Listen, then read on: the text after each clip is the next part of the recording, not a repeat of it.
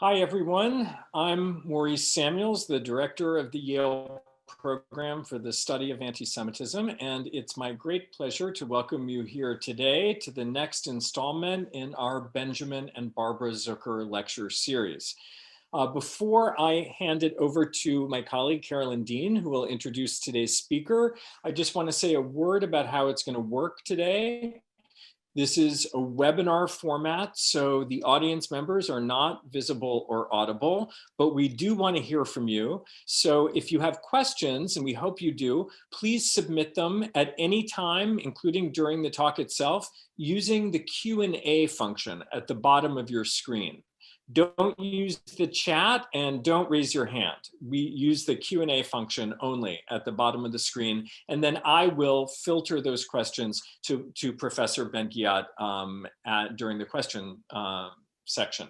So now, without further ado, I will turn it over to my colleague, Carolyn Dean, who is the Walter J. Stilla Professor of History and French at Yale University, to present today's speaker. Thank you, Maury. Welcome, everyone. I'm delighted to have this opportunity to introduce Professor Ruth Ben Yat. Ruth Ben Yat is a historian, an educator, and a commentator on fascism, authoritarian leaders, and propaganda, and the threats these present to democracies around the world. She is a professor of history and Italian studies at NYU, or New York University. She's the author of 7 books and many essays. Among them, I should say, 2 extremely important books: Fascist Modernities, Italy, 1922 to 1945, and Italian Fascism's Empire Cinema. Also, an important second project dealing with Italian Empire, and she's published obviously much more, including in CNN, The New Yorker, The Washington Post. Now, she's here to discuss with us themes from her newest book, Strongmen, From Mussolini to the Present, which just came out last year with Norton. And this Strongmen examines the authoritarian playbook illiberal leaders have used for a century. So with that, please join me in welcoming Professor Ruth Ben Yat. Thank you. Thank you to everyone for coming, and to Carolyn and to Maurice Samuels for inviting me to speak. So Strongmen comes out of my efforts at civic education in a way. It's a book written for the public. And so I want to start by talking about why I wrote it. And one of the reasons was a reaction to a rather intense period of revisionism of history by the global right to minimize the violence of the authoritarian past. We see leaders rehabilitating autocratic predecessors, as Putin's putting up statues of Stalin, but Russian scholars who write the wrong things about Stalin's mass graves are imprisoned. You can't talk about the Nazi-Soviet pact in Russia anymore, nor Polish collaboration with the Holocaust in Poland. Bolsonaro in Brazil and many others on the global right falsely claimed that fascism was a left-wing phenomenon. And this is done, of course, to tar the left with fascist violence and leave the right with clean hands. And this is a very common talking point around the world. And even when we see like a rally that the far-right Proud Boys held in the States in September 2020, I'll show you a slide later, not only you have the Confederate flag, of course, but you have Proud Boys wearing a t-shirt that says Pinochet did nothing wrong, referring to the Chilean dictator. So I really felt that to understand what's going on today, including those who spread hatred in America, we need a historical and global perspective on a century of authoritarianism. And of course, bringing this global lens, this historical lens, to bear on America was crucial to this book project, and it was an attempt by me, an American, to understand what was happening to us under Donald Trump. And it's the first book. It came out in November, just after the election, a week after the election. It's the first book to place the Trump presidency in the context of a century of authoritarian history. And I had written many things predicting he would follow a kind of authoritarian playbook, referring to 21st century authoritarianism, where you come to office via elections and you manipulate elections to try and stay there. And so it was intended as a kind of warning that no country is immune from the lure of leaders who appear on the scene and legitimize existing extremist and anti-democratic tendencies, and make racism part of their platforms, and legitimize also the idea that violence is a way to cause problems, to deal with enemies of the state, and to move history forward. And we saw this coming to a climax in January 6th. So the book is divided into 3 periods: the fascist period, the age of military coups, and what I call new authoritarianism, which starts with the end of the Cold War. And I chose to focus mainly on right-wing strongmen. So I'm just giving you the context now, in part because of my training in fascism. And I was also interested in individuals who damage or destroy democracies rather than kind of inherited power as in China or North Korea. But clearly these as in personality cults and tactics of violence, the right and the left wing authoritarian things unfold in dialogue, and I make that clear in the book.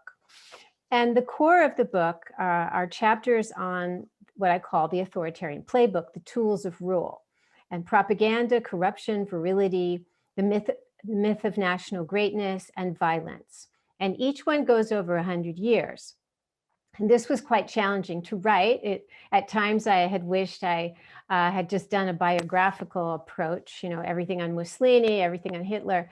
But I wanted the reader to be able to see, for example, with propaganda, what changes and what stays the same over 100 years.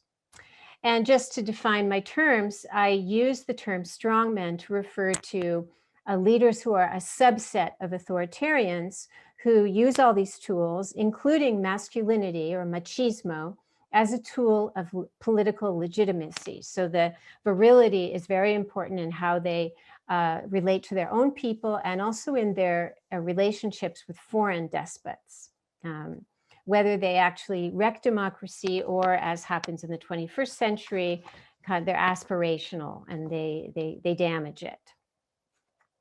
So it's not a book of comparative politics where I'm saying Trump is like Hitler, but a history that traces through lines through 100 years, like the fascists who fled to Franco's Spain and then went on to Pinochet's Chile, and then some of them on to Berlusconi's Italy, or the influential position of Opus Dei Catholics in the governments of Franco, Pinochet, Berlusconi, and Trump.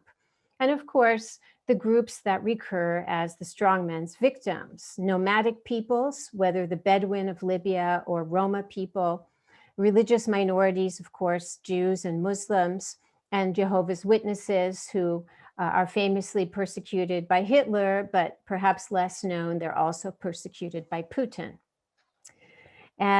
So against this backdrop, I want to talk about the myth of national greatness, in particular, the contrast between this idea that the strongmen will bring the nation to greatness and the chaos and destruction that these states have caused. And it's really amazing how the myth of authoritarianism as efficient and productive, the idea that the trains run on time with Mussolini, it's really endured. It's been hard to fell this myth. Or the idea that Franco and Pinochet brought stability to their countries. And of course, anti-Semitism recurs in this tragic history of wastes of life, through genocides, through loss of human and financial resources of the state, through killings, through forced exiles, hundreds of thousands of people going into exile, through capital flight, and acts of plunder against demonized categories of people, plundered bodies, plundered bank accounts, and property. So I also want to talk about personality cults and the idea that the strongmen alone can bring the nation to greatness and the projects of national purification that come with this. And some of these, if you look at the big course of 100 years of history, some of these are counter-revolutionary projects against leftists. So you have from the fascists to the Cold War, leaders like Pinochet up through Bolsonaro and Trump. And the rhetoric, for example, of William Barr, who was Attorney General until recently, with the police and the way he talks about enemies and anarchist jurisdictions, that very much draws on this lineage. And of course, also perceived racial and demographic emergencies due to the decline of white births and possible, quote, invasions of the country by non-whites. This is something that recurs with very similar rhetoric from the fascists up to Orban in Hungary and in Brazil today among the global right. And of course, where demographic concerns surface, so does anti-Semitism. So I'm going to share my screen now.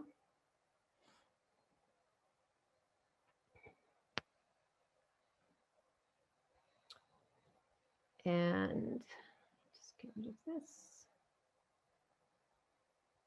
And here's just a slide from the Proud Boys rally, because I really think it's important to keep this global reach of the far right as it's manifesting in America and elsewhere with anti-Semitism, with racism. And it's too easy for us to forget about the other side of things, but it's all of a whole. And I think we need to see this in more of a global framework. So one of the things that recurs is, why do these figures hold an appeal at certain times in history? And one recurrence that comes, over and over in the book is that when countries have been through a period of a lot of social emancipation, could be gender equity, racial equity, could be workers' rights, secularization, times when male authority and male status feel threatened. This is when the idea of the leader as omnipotent and infallible compensates for these anxieties. He is the anchor of the nation. He is the embodiment of the aspiration to national purity. And one dynamic, and those of you familiar with the fascist years, this will be familiar. It's very important that the strongman doesn't just embody, he doesn't just represent the nation like a democratic leader. He embodies the nation. He takes into himself the sorrows, the victimhood of the nation. So he physically embodies it. And this is an interesting, this is by a pro-Trump painter, John McNaughton, called Respect the Flag. And it's about the controversy over NFL kneeling to protest police racism and brutality. But what I would like you to see here is how Trump, the way that Trump is depicted, he's stricken. He shows emotions that indeed the famously non-empathetic Trump didn't really have. But he's clutching the tattered flag to himself. Again, he's full of sorrow. And so he represents the emotions that the nation perhaps can't express for itself. And so all of these figures are able to, this was of course famously said of Hitler, that when he would give speeches, he was expressing things that people felt they didn't know how to express themselves. And this becomes important when minorities are persecuted and the leader is the embodiment of kind of the good nation. And here's another to do with fantasies of national purity. So of course they are acclaimed from below. They are there by the will of the people. And this is true whether they're elected or whether, as in Gaddafi's case, they come in by military coup. But they also are getting inspiration from divine sources. So here is a classic, this is both these phenomena are represented in this billboard. It's "With you, we embrace glory." This is the people telling Gaddafi from below. that he elevates them, and yet he's looking heavenward, because and Gaddafi used to stop in the middle of his speeches and look up to the heavens as though he was getting divine inspiration. So strongmen national purity projects usually leverage three separate time frames.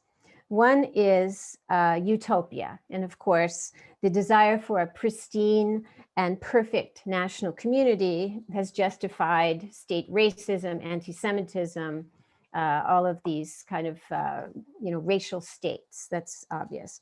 But nostalgia is also very important for better times. And so it's never just making the nation great, it's making the nation great again.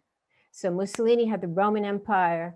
Erdogan in Turkey today looks back to the Ottoman Empire and various other examples. The Spanish Empire for Franco, of course, Hitler had the Aryan civilization. And today, the global right often makes reference to Christendom, whether it's in Brazil or in Hungary or in Italy, harking back to the Middle Ages to defend a kind of white European heritage seen as besieged by migrants, by Jews. And here we have, of course, Soros is the international symbol of that. Could be indigenous peoples or all of these peoples at once, right? So this is a propaganda campaign, and repetition's very important in propaganda. Don't let Soros have the last laugh. And so we're going to encounter this again, the Jew who is not only polluting the purity, but is also somehow exploiting the nation. And this goes through 100 years of authoritarian history.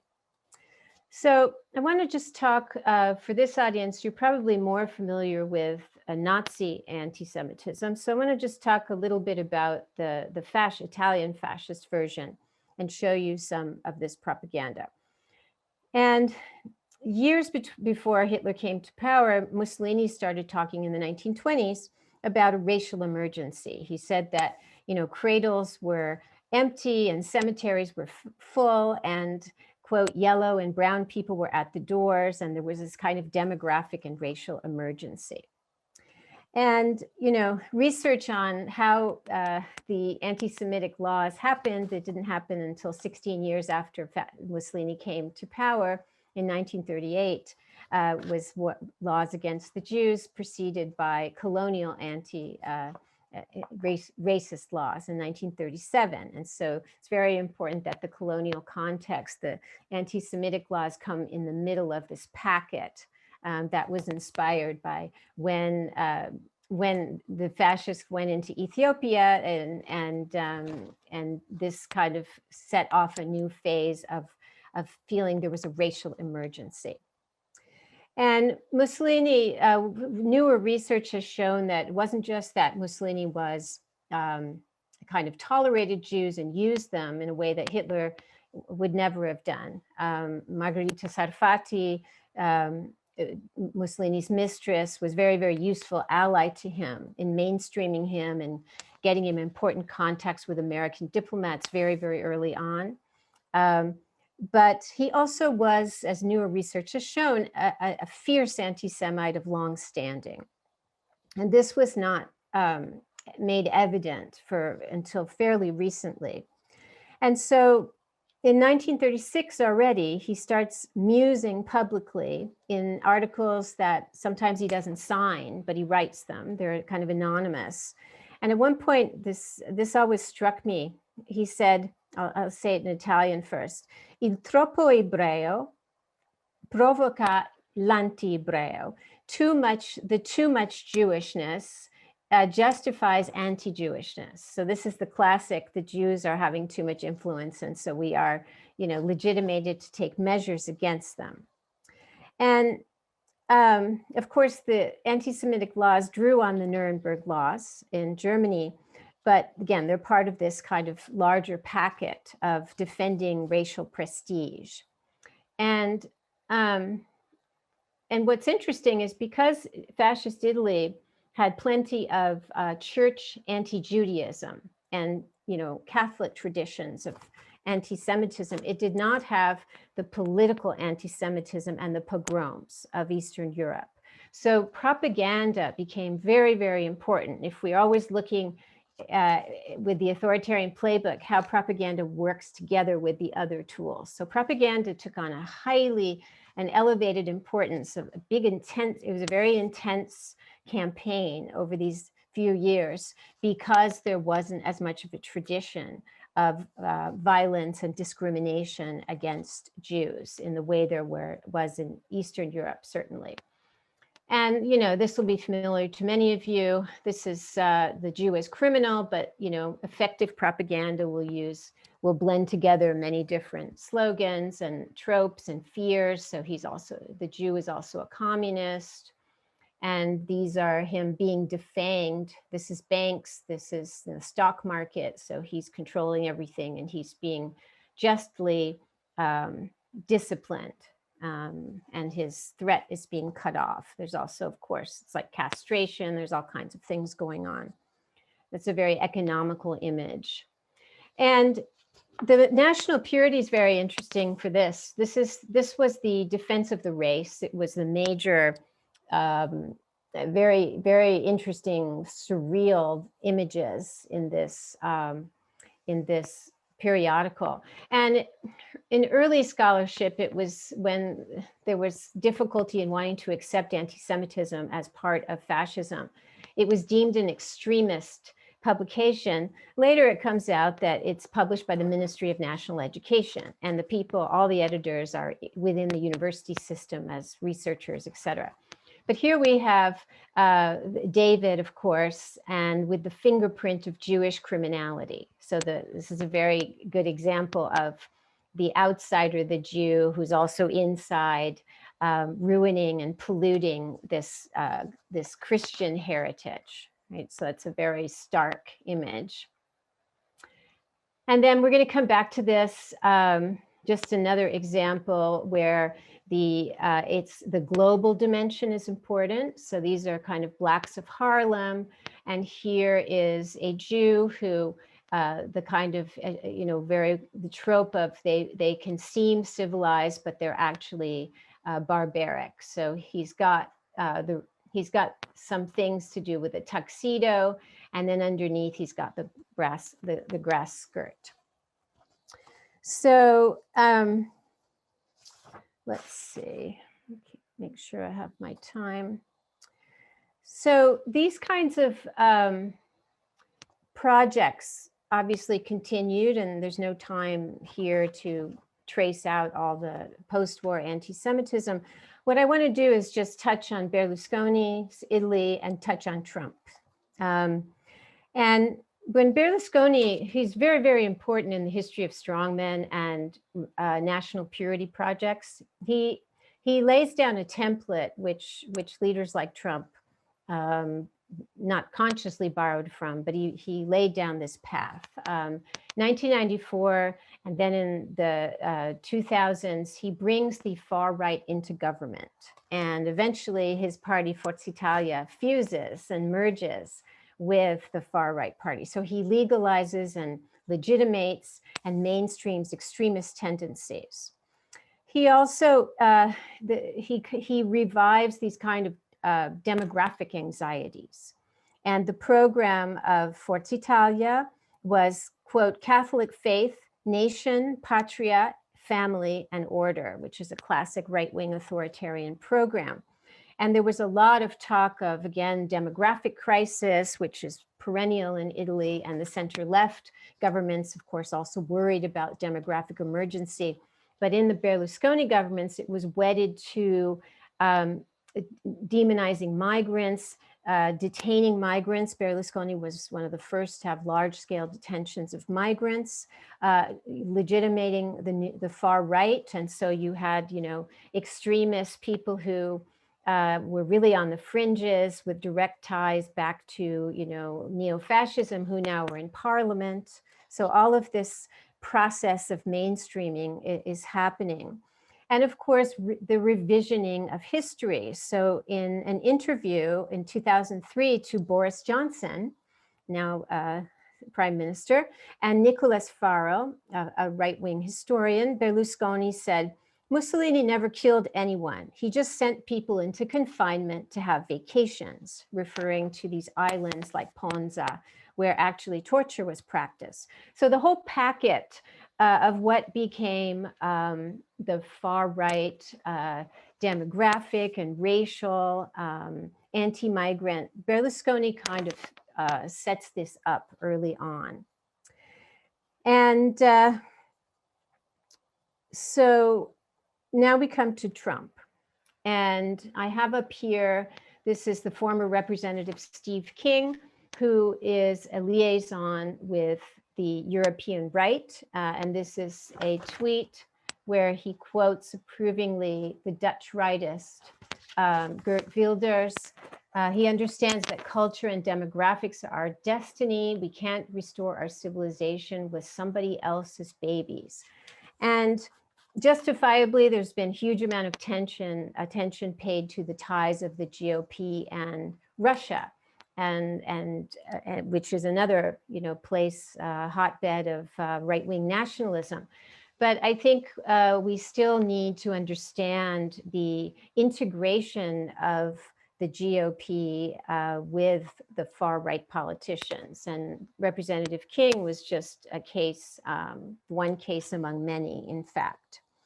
So as many of you will be aware, racism was an axis of Trump's national project and a space in which, Confederate fetishism mingled with, people who never accepted the end of segregation, anti-immigration, fears of, quote, the browning of America.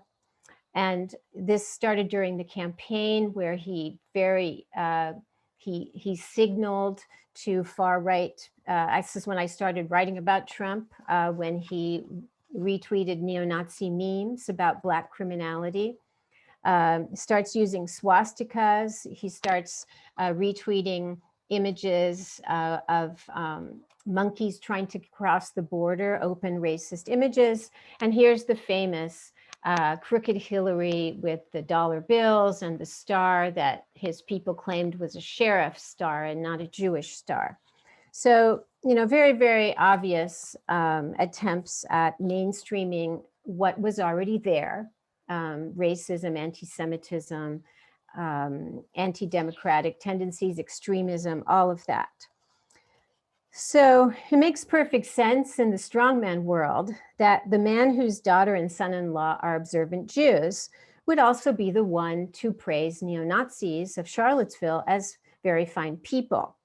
And he's played a double game while in office, pursuing Orthodox Jews successfully with a pro-Israel policy, while increasing distrust of American Jews with comments about their dual loyalties and their homeland really being Israel. And so, and of course, the National Purification Project rears its head, which played itself out with, increased hate crimes, increased anti-Semitism, increased hate crimes against Muslims, and especially anti-immigration policy, and spearheaded by Stephen Miller, a Jew connected to far-right networks for many, many years.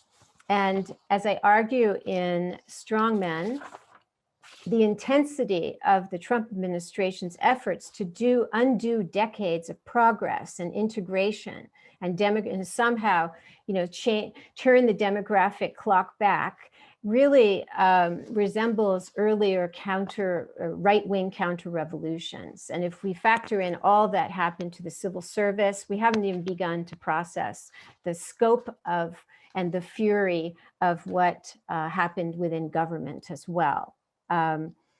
So by now, and he's out of office, but anti-Semitic linked tropes and images fled from many directions. And we have, the QAnon is getting a lot of attention as a conspiracy theory, and which draws on the same kind of paranoias of Jews dominating the world and, murdering children. It's not specifically directed at Jews, but many of the people espousing it are also anti-Semites, also say things about Jews, and this kind of paranoid when this paranoid worldview is increasing, so are other forms of intolerance.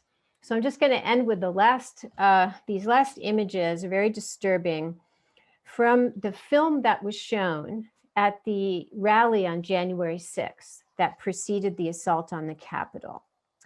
And there's a chain of images that bring up the classic idea of a cabal, right?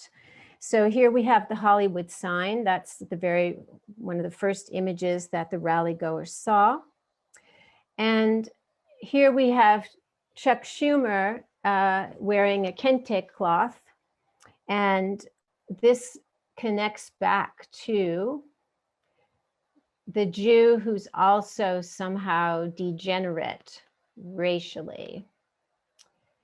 And the background for these images of Hollywood and Schumer, here the text is, the narrator is saying, quote, "For too long, a small group in our nation's capital has reaped the rewards of government, while the people have borne the costs." So the cabal again. And of course, the first and last images of this film are straight out of authoritarian leader cults. This is what people saw that stayed on screen as the rally dispersed and they started to go toward the Capitol. And I will stop there.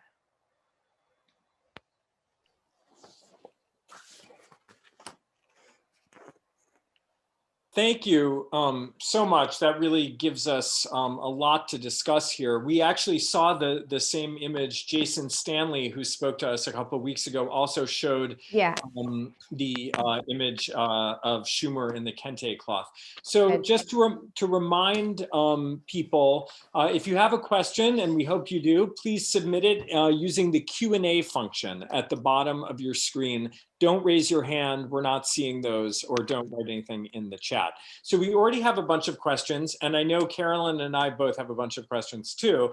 So I think I'll start with this question from the audience. As you describe it, your book emphasizes the continuity between strongmen from Mussolini to the present. Can you also talk about how they differ? I'm thinking of the frequent mention today of illiberal democracies or sophisticated autocrats who rely on the vocabulary of democracy without respecting the thing itself. Yeah, that's a great question. And one of I felt it was really important to go back and look back over a century of authoritarian history to really, because when people the word fascism is back, people are comparing Bolsonaro or Trump to fascists. And as a historian, I really wanted to go back and look at, give each specific period its due. Look at the through lines, but really respect those differences. So the whole first part of the book is how they get to power, and each period, so, you know, fascist era is one thing, military coups is a totally different thing.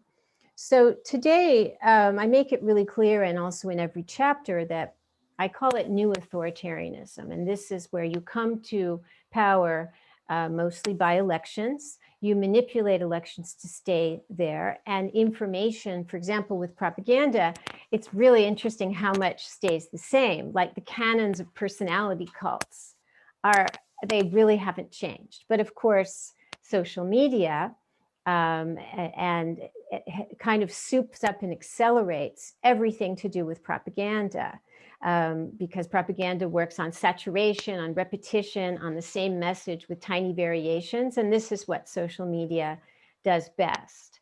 So there's that tension between what is different and what is the same.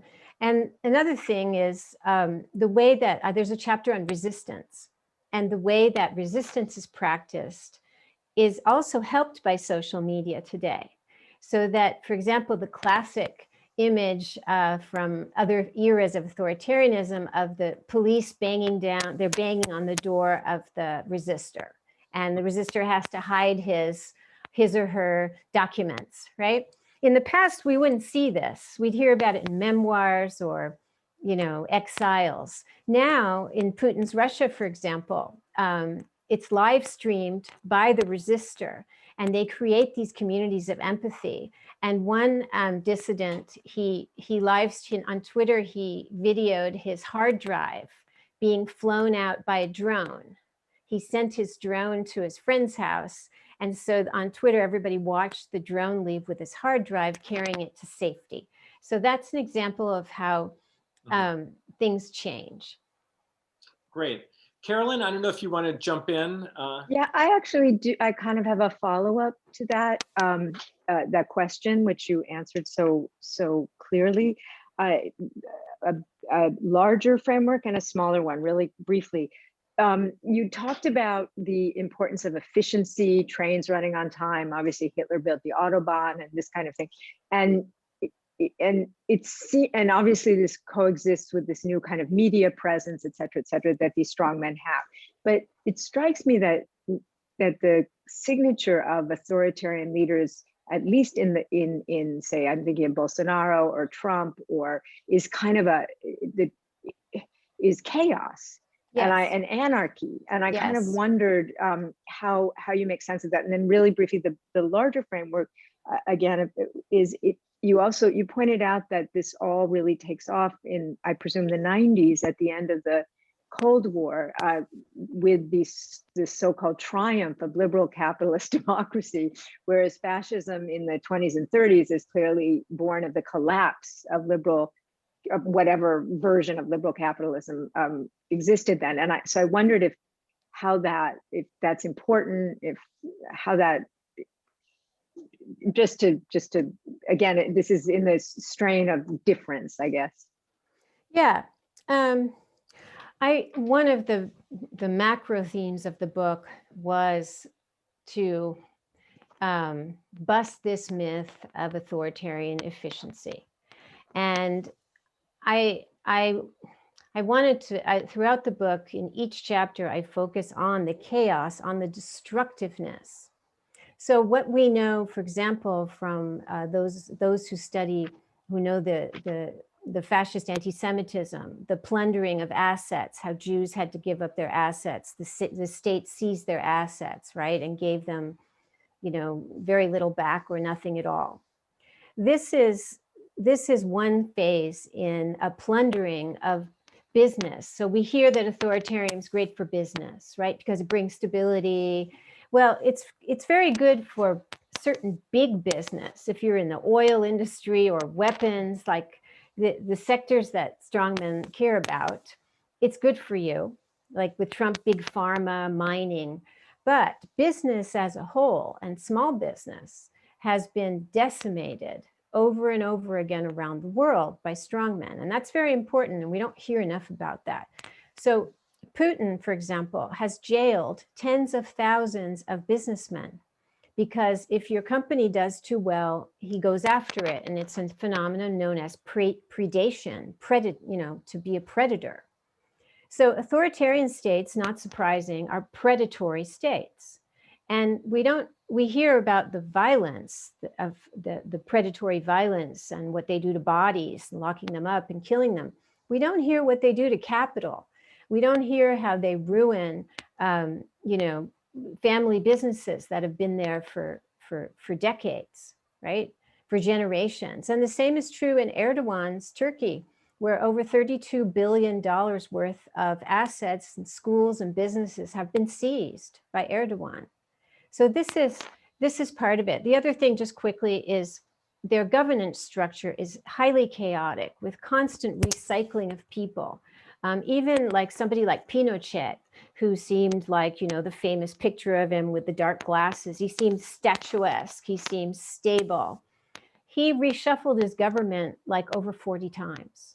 So because nobody's loyal enough, because of the same things we've lived through with Trump. This is classic. It's like constant chaos. And in fact, some of them, like Gaddafi and Idi Amin, they really psychologically, they thrived on chaos. And chaos is a psychological weapon in all these states, whether they wreck democracy or not. It's constant scandal, constant outrage, constant chaos of one form or another, and it's exhausting to people. even if their life's not at risk, as in a true dictatorship. It's exhausting, and authoritarianism plays on us being exhausted from the chaos. So, so interesting. And here's a question from the audience, and something that I think has occurred to a lot of us. Trump famously doesn't read. He's not a student of history. So where does he? How did he so perfectly follow all of this authoritarian, all these authoritarian models? Is it instinctual for him, or how did he do this? Yeah, it's so interesting because he really does follow it. I mean, I was able to predict almost everything he did, and the GOP's response, not because I'm psychic, but because I have studied this stuff. And I'm always upset that I'm right. I would love to be wrong, but I haven't been wrong, unfortunately. And this is because, number one, they have similar personalities. And so they structure their governance in similar ways, which produces similar results. So for example, all of them have these inner sanctums. I call them also cocoons with sycophants and family members. It's very important to have sons-in-law. I have a whole paragraph on sons-in-law, from Ciano of Mussolini up to Jared Kushner. And it's because they can't have any proper feedback. So that's one example. Also the impulsiveness, the chaos, the vindictiveness, all of that is the same. And so it leads to similar outcomes. Now, Trump is he is different than everybody who came before him because he doesn't read. So of course but none of them, there is no manual, although they do watch what each other does. So Hitler learned from Mussolini. He studied him very closely. And they also watch very carefully how they fall. So when Gaddafi saw what happened to Saddam Hussein, he actually changed his policies and cooperated with the West because he said, I'm not going to end up being dragged out of a hole, which is actually what happened to him. But then when that happened to him, Putin became very obsessed with Arab Spring, and he watched over and over again the footage of Gaddafi being killed. And he then had his own crackdown. 2012, he came back to the presidency, but he really cracked down and he had mass protests. But this was also because he was worried that Arab Spring would spell the end for him. So it's instinct, it's personality similarities, but it's also, there is some monitoring going on. So interesting. So here's a question from our colleague Sam Moyne, who says, brilliant, Ruth. He says, brilliant, Ruth, but I'm wondering how we avoid sweeping with too broad a brush and stigmatizing legitimate or even uplifting political arguments, or worse. For example, it has to be legitimate to call out elites. And I've never seen a more utopian moment in this country than when Barack Obama was running. But I'm left unsure whether you think such things are too dangerous given scary talk of cabals or right-wing utopian discourse. For the detailed response, read the book. But for good example, calling out elites. So because there are also different, I don't use the word populism too much, because populism is an ideology used by Mussolini, and there are populist parties, but a lot of the authoritarians are not populists, like Pinochet was not a populist, for example. But calling out elites can be very salutary, can be very healthy, except when authoritarians and a lot of these populist parties are doing it today. It's a faux calling out, because in fact one of the biggest hypocrisies that exists is the idea of the anti-globalist. That whole rhetoric of anti-globalist, because who is a bigger globalist than Trump? His whole business model was licensing his name all over the world. He and Ivanka even today have Chinese trademarks. Or Putin, and think of the post-communist version of anti-globalism, which involves calling out elites, Western elites. they all have their money, their illicitly gained money, stored in offshore finance networks, which are mostly in the West. So these are the biggest globalists that there are. So this is why the kind of toolbox is important, because propaganda or rhetorical themes such as anti-elitism, when they're married with corruption, which is what I've been talking about, with exfiltrating assets like Putin does to globalist havens. When you see it in that frame and you don't eat only one of them, when you keep them in their kind of context, then there's nothing salutary about that. That's just corruption, and that's the basis of authoritarianism. So a question from another colleague, from Katie Trumpner, who'd like to hear more about the historic links between Mussolinian and Hitlerian fascism and imperialism, and also whether you see similar geopolitical aspirations among strongmen today, like the revanchist nostalgia for lost empires like Greater Hungary or the Ottoman Empire, things like that. So for the first part of Italian fascism and imperialism, so, we actually don't know enough about the global reach of Italian fascism. But what is very interesting is that the model of empire that Mussolini was propagating was a little bit different, because Mussolini wanted to do territorial expansion, and he did, eventually in the Balkans and World War II. But he also wanted to recuperate for the empire the little Italies around the world, this kind of soft power, soft imperialism that involved the diaspora.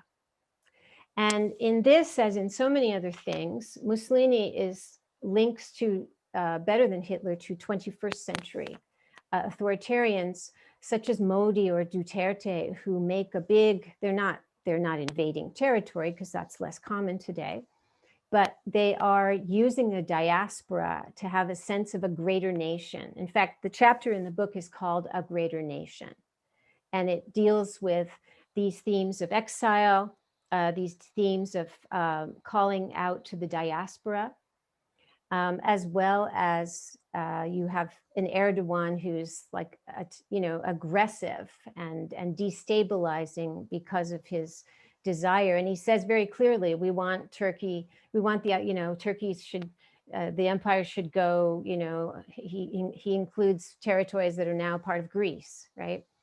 So that there's something there. What's one way, for example, that Trump is not a fascist at all is that he is interested in kind of plundering the state, which they did, but a lot of them today are not interested in territorial expansion. I mean, Putin is, but sometimes the rhetoric of the greater nation, it less frequently translates into armed aggression.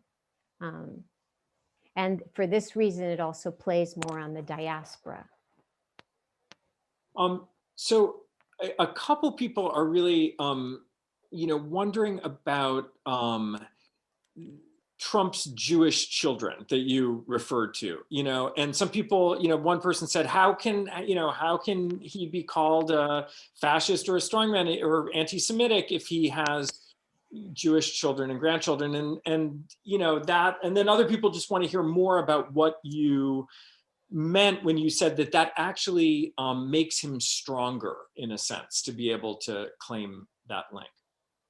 So the issue of him having a daughter who converted to Orthodoxy because of Jared, it means nothing for the thing. Strongmen are completely amoral and transactional.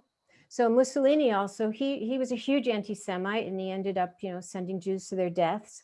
And he had a Jewish mistress when he needed to have one, because she was useful to him.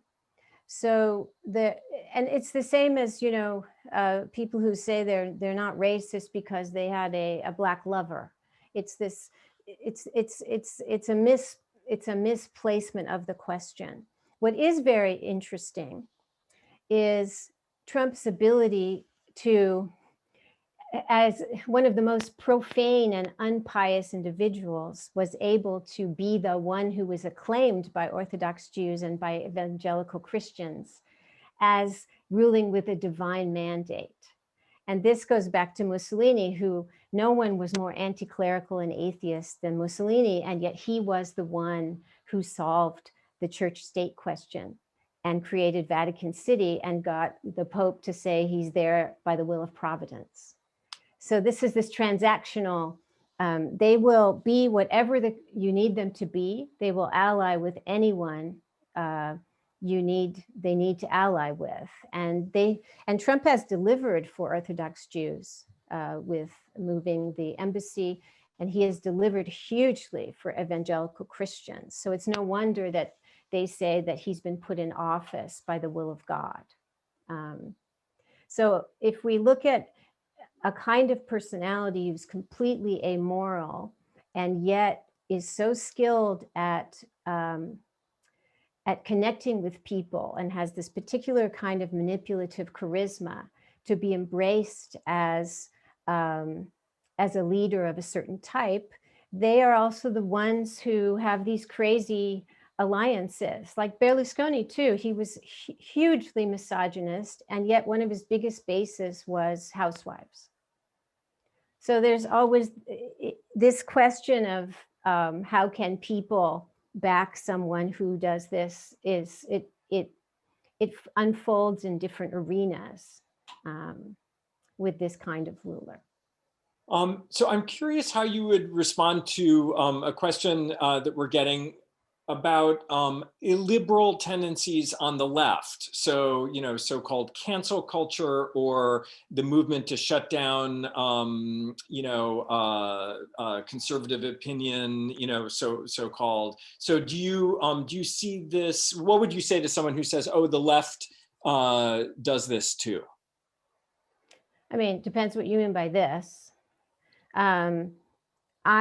Yes, there are many people who write to me who are irate because I don't have Chavez or Castro in my book. And they see that as somehow implicitly I'm saying that only the right does these things. So, which is, of course, I had my reasons for only deciding, as we all do, have our reasons to delimit our projects in certain ways. I mean, the cancel culture thing is very interesting because it's being used most effectively by the right. And I have a picture in my book from the 1920s. It's a Nazi party propaganda poster of Hitler being canceled, of Hitler with a taped mouth, because in the 20s, after he got out of jail for his putsch, there was a ban on him speaking in public for, because of his hate speech. And so the Nazis responded by making him into a canceled hero. And so there were many posters they put out with his mouth taped. And one of them says, of all the people, I'm the one who's forbidden to speak. And this was highly effective at making Hitler into a maverick and a truth teller who was silenced by the establishment. So what I could say about the liberal tendencies of the left is that in times of polarization, you do see similar tendencies of people fearing that they're being canceled. And it's a symptom of also a kind of voiding and dearth of a center, right? And so that's a huge problem. In the States right now, there's the polarization is really accelerating. And that's very, very bad. That's, as we know. Okay, so maybe one more question from the audience, and then I'll give Carolyn the last question. So, first, one more question from the audience, which is, we talked about how Trump doesn't read, and that it's sort of instinctual or part of his personality that he's picking up on these things. But do you also draw a distinction, or could you say a little bit more between those elements like people, and I'm thinking here people like Bannon or Stephen Miller, who probably are reading and are, explicitly learning? This is William Kwok's question here about, are there some who are actually studying the fascist playbook explicitly? Yeah, another reason I don't call Trump a fascist is actually fascism isn't enough to capture the scope of the knowledge and wisdom of around Trump. Meaning, Trump has been surrounded by people like Roger Stone, who has decades of experience and wisdom about how to take down democracies. And Roger Stone and Paul Manafort worked for Mobutu in the Congo, who's in my book. They worked for Ferdinand Marcos. They were hired. I have their Foreign Agent Registration Act paper. They were hired by Marcos in the 80s to kind of oversee his fraudulent election. So Roger Stone is one example. There are people around Trump who have a wealth of authoritarian history and knowledge that is way bigger than fascism. So it's actually more scary, if anything could be scarier than fascism. The same with Bannon. I mean, Bannon is a fan of all things fascist, but he is, he even moved to Europe. I mean, he is firmly immersed in the global right in a way that transcends historic fascism. So when we talk about, there's many reasons not to call Trump a fascist, although Trump and Trump and colleagues obviously take things from the fascist era, absolutely, right? And so, in fact, as Jason Stanley's book shows, there are continuities in these things. So that's why many people say, well, Trump is what fascism looks like now. I prefer to use the word authoritarian because he may not be reading, but the people around him are steeped in knowledge of anti-democratic action, of theory, of psychological warfare. That's very important for Roger Stone and many people around Trump, including people who stormed the Capitol. Some of the military who stormed the Capitol, they were trained in PSYOPs, psychological warfare. And Bannon, in fact, Miller and Bannon, when they came into power and they did the ban on travel from Muslim countries, this was a classic authoritarian shock event. So in my book, I talk about shock events. Authoritarians love shock events, and they create windows of chaos. This is with the question about chaos. This was preparing, this was a psychological warfare as well as a bureaucratic warfare. It was telling people that chaos will be a feature and not a bug of the Trump presidency, and that government will be used against you. And so this is why it's much bigger than fascism, remnants of fascism, scarily so. Great. Carolyn, if you want to ask the last question here. Oh, you're muted, Carolyn. Yeah, sorry. There we go. I just had two, I guess, wrap up questions looking toward the future, given that I'm sure a lot of us are thinking about some of these issues. And one of the things you've talked about so effectively is how cancel culture is a common feature of, say, regimes in the 30s and now, except that now we have social media. And I was thinking about Marjorie Taylor Greene or someone like that who goes on the floor of Congress, has tons of a huge audience, but has censored across her mask, and that creates the reality. And I wonder, can you talk about how, if it's a peculiarly American phenomena, or how the Stones and the man and Trump himself have all created an illusion that it is the left that is imposing upon our liberties? Is that American? Is that a fascist theme? And is that sort of important, do you think, to thinking about the kind of new authoritarianism in the United States, since American exceptionalism may be shattered by Trump's presidency? Nonetheless, there is still this a commitment to liberty, or the use, at least the deployment of liberty, as a really important theme. And I just wondered if you could talk about, as a way, or just thinking about what we should think about, what we should be looking for going forward. That's just one thing I've just been really struck by in this whole thing.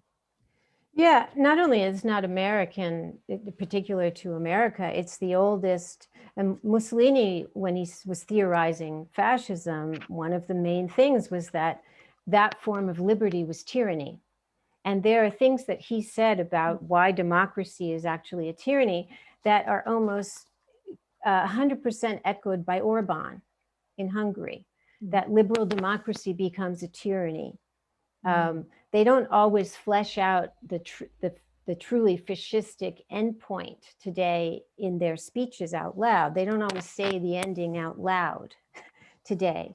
And Orban has his own catchphrases, right, about electoral autocracies, and this kind of keeping the electoral in, or the democracy part in, allows them to have, it's a scandal. Why does Orban have EU funding? This should not be. He's ruling by decree now. But there's always been this. But so this whole heritage of political theory that goes from the idea of liberty as tyranny, and that we're being censored and we're being canceled in our personhood. It goes back to the interwar period, the feeling that mass society in both the communist and the American capitalist materialist vision was extinguishing personhood. It was extinguishing spirituality.